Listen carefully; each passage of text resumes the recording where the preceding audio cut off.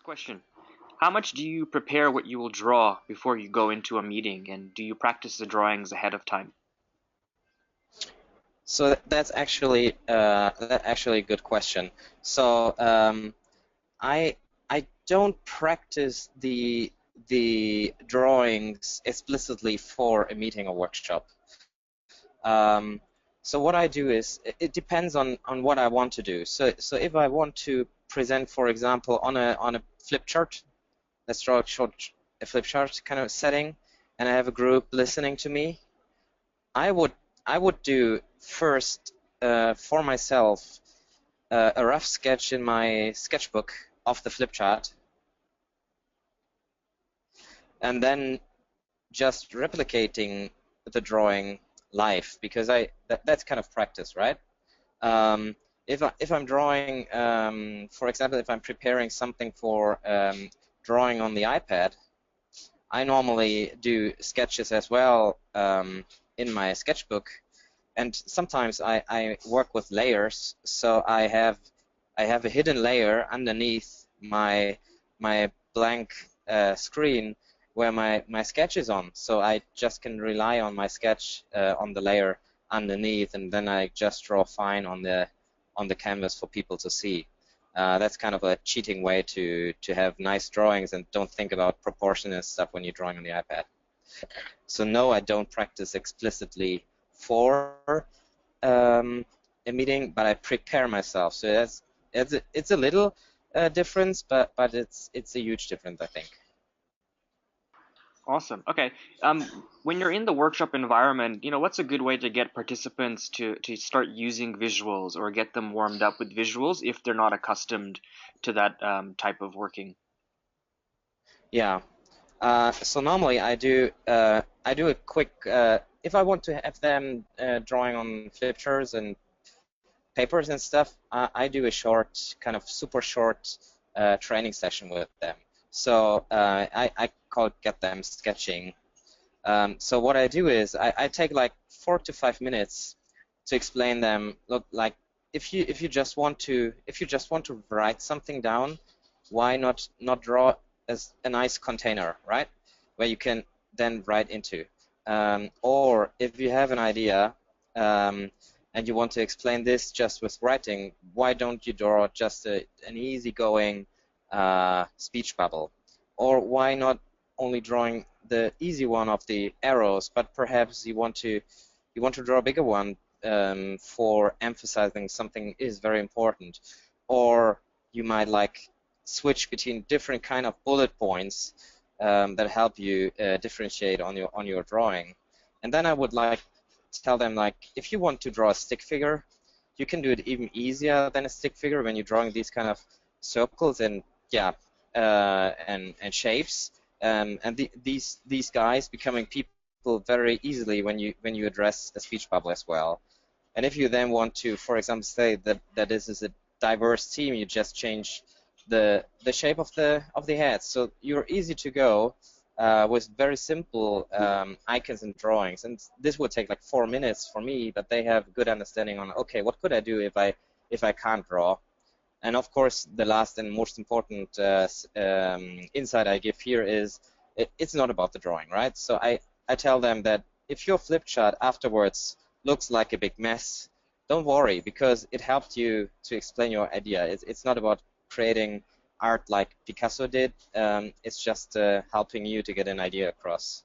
So it's normally how I do get them sketching. And then there's one thing that might be interesting as well is when I am in a group or with a group on the flip chart and someone is speaking up with an idea, I just would give him the marker. So could you just write or draw on top of my drawing what you think, right? So take the pen and just correct what I did. And this normally encourages people to, okay, I'll try it. I don't know if I can, but I try it. So they grab the pen. So just giving or handing over the pen is like giving them the right to do it. Awesome. That's awesome. So from a comfort standpoint, that's really cool as an exercise. Now, when people start thinking about doing diagrams, are there any specific kinds of visuals that people should think about when they're trying to discuss certain concepts? Like, are there some go-to um, ways to explain like the who, what, when, why, where, or how Yeah, of yeah, conversations? yeah.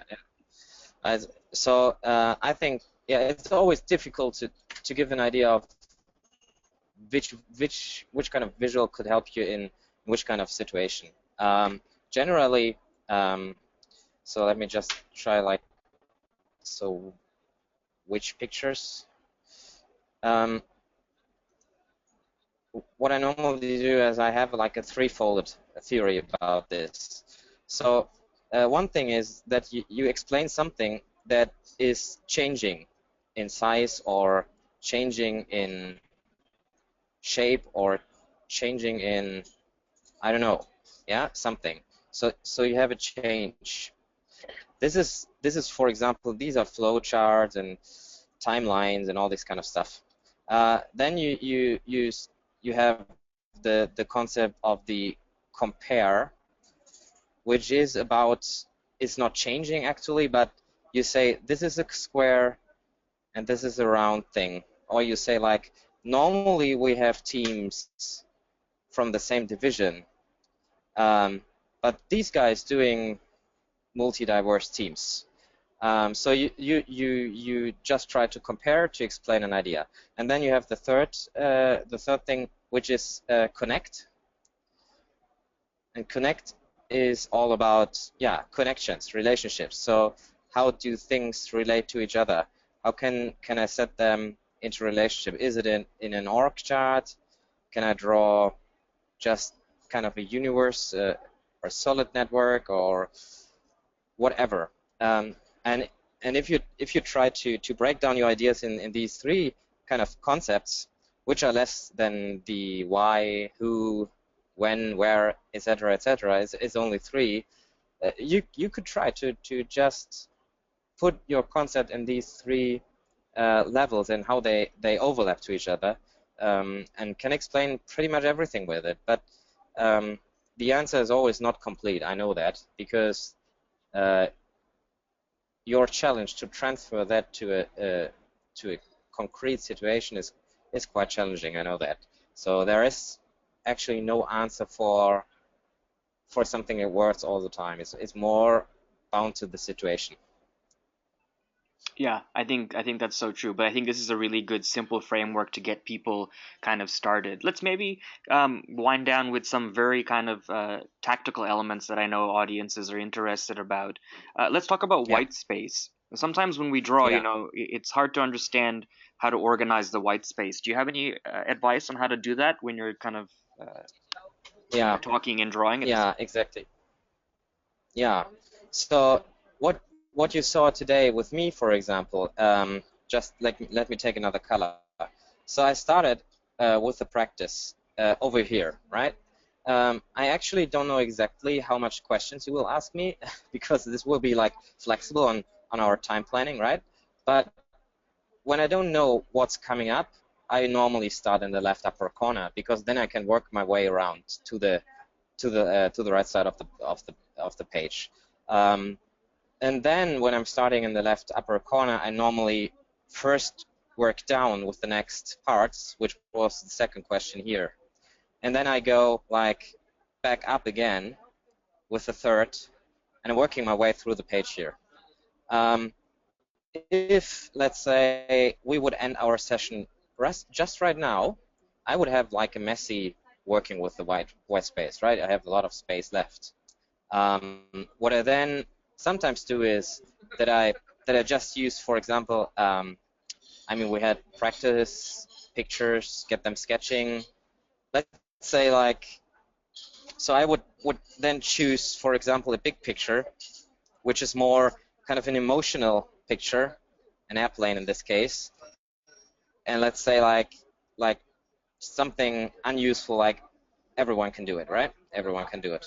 You get the point. So um, so I'm filling up the left white space with something big, for example, a key statement of the meeting or something. So just fill it up with, some people say nonsense, but it always works quite nice to have a filling space. To have space afterwards, I just erased this one. In the records, people will see it, I think. What I do when I don't have enough space and I'm talking to people, I just mention it. So like, oh wow, I thought I just need one page, but we talked so much about, or we had a deep conversation about this, I think I needed a second page. And so I'm always like talking people through. Normally you get, if you get practice in drawing, you get a feeling on how much space you need for it. For example, I know normally, let's take white space as a title as well here for the protocol, white space. I know exactly. Let's make it concrete. I know exactly that when I'm working on the iPad and I'm having a conversation or I'm trying to grab like live recording things, I know that I can put half an hour roughly on one screen. That's my, so if I'm drawing in the size you see me here drawing, it's like one and a half, like 30 minutes. If I have a flip chart, for example, this normally in a discussion, this normally holds up like 10 to 15 minutes. That's it, right? Then you need a next page. Sometimes you even need like only 5 minutes to fill up a page if it's like a hot discussion or something, or you really want to grab the insight there. And so I'm just like going through. So for example, when I'm talking to people one-on-one, I'm using my sketchbook. Normally this is like, I can use 2 pages between 20 minutes to 45 minutes. So the double page. So over time I learned how big I draw and how much space I have. But this is kind of a general idea on how I'm working with white space. So it's actually not planned before, but it's a habit you learn over time. And let me just answer or do one last answer on that one. So if I know there is a key topic that I want to explore with the people, either when I don't know where we go, I will start in the left upper corner, or I start in the center and then working from the center outwards. So if I just take our white space topic to the right upper corner here, let's say you have a page.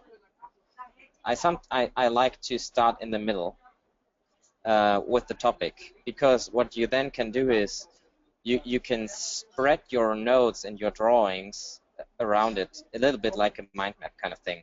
And sometimes it happens that in the end you end up with a not perfectly filled page, like for example this. So it's not balanced at all, but it actually displays yeah, the way the conversation did work, right? Sometimes you talk a lot about one topic and less about another, which might be an extra insight as well that you gather out of your notes of visual facilitation things.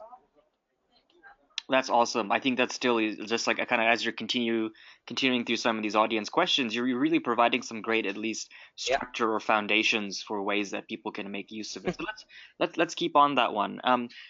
In some instances, when you're drawing with your sketchbook, you can be very connected to the audience because you're side by side with the person you're talking to. But how do you remain connected to the audience when you're standing up in front of a room and you're drawing on a flip chart or a huge whiteboard? How do you kind of maintain that connectivity? Oh yeah, that's tricky. So I say like stay connected for this topic. So what you have to train is that you can fill up the space while drawing by talking to the people on the topic. So the most important thing is, like, if I stand in front, let me just draw a short figure of mine here. If I'm standing in front of like a flip chart and I draw on it, I always try to talk all the time. So I don't stop talking while I draw, because it's like feeling very like inconvenient. People think like, will he talk? Should we raise a question, or what is he doing there? So I either talk about the topic or I tell people what I draw. So I say like, okay, let's let me draw a bubble and we put the things in here or something like that. So I'm talking about about the drawing. That is one thing. That's true for whiteboard, for flip chart, and anything. And then if you let me draw the flip chart, like this is an on top view, like I would be a bird, right? The bird view. So, and here is like, these are the heads of the audience. So what I do is I stand here with my nose and I draw from the side. So that's what I do very often, as well with the whiteboard. This adds some complexity to your drawing because you don't see your drawing very well and you always think you're drawing straight lines, but they are totally crappy and sidetracked because you have a very hard time to see the right perspective from this point of view, right? Because you have this angle here, which doesn't help.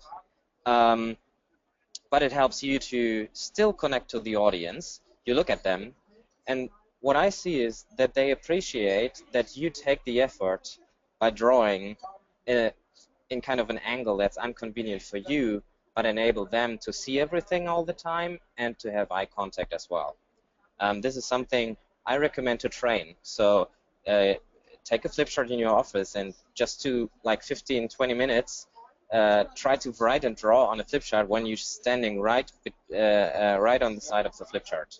So same goes for whiteboard, right?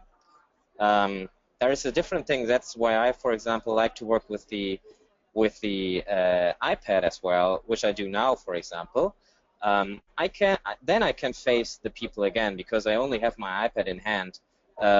Preferable having the iPad connected wireless with a Apple TV, and then I can just draw and talk to people, and standing up front them in the group, laying the iPad on the table or something, and can draw.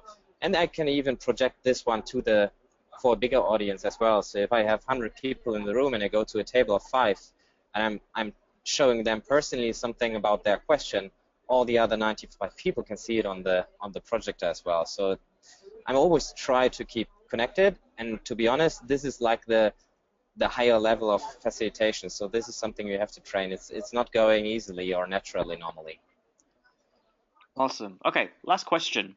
At the end of the webinar, we obviously talked about the tools you use, and we did touch upon some ways that people can kind of flex their visual muscles from time to time. Let's end with just that as a kind of recap. What are some kind of quick ways every day for their 5 or 10 minutes, types of exercises that people can do to make sure that their creativity and their visual muscles are being exercised? Exercise, yeah. So what I always recommend is, so for example, so what you like, that's good, visual muscle training, you call it, right? How do you use muscle? Yep, C-L-E. Yep, that's correct. Training. So sometimes, as you see, I just messed up with the place here, but with the space I have left, and then I just do something to help me overcome that mistake. So first is that what helps is if you don't have an idea on what to draw, like I like to just Google it, right? So Google something, and then you find like pictures, and you just try to draw them as icons or something, right? This is quite easy. What I always recommend people, for example, a lot of people say like, I like your style. Why don't you go to Twitter or Facebook and stalk, for example, me, or if you like the drawings from someone else, the other guys, and just copy the drawings, right? So just look at on Twitter and Facebook, you look at the media that's online of the people, and you just take 1 or 2 a day and just copy it. Try to understand how did he draw this, and then you draw it. So that's a lot of people don't get or don't have this idea. So I hope this is helpful as well. When I think stalking other drawing people is very helpful in getting better. Third, there are things like the Noun project, for example. with a lot of icons, a big library of icons. So they are quite nice to copy because they are so easy to draw. So these are all tips to, like, you train your muscles, your visual muscles, by doing it, doing every day 1 or 2 drawings. So this is one thing. So there is another thing which I really like, and Judith Wimmer from Creaholic had this idea after a workshop or a training with me. They do a nice thing in the company, which I recommend as well. So they put a steady or a post-it with a word on it, and underneath you have an envelope and some steadies as well, and pencil and stuff. And everybody who's crossing the window with the word on it is drawing a short sketch of the word, putting it into the envelope, and at the end of the day, they take all the drawings from the envelope and they have a little gallery of the visuals, right? And then they see, like, how people, like, which ideas came up for this special word. It's quite fun to have people then standing around and talking about the nice idea the other colleagues had. So this is something very practical I can recommend to you. So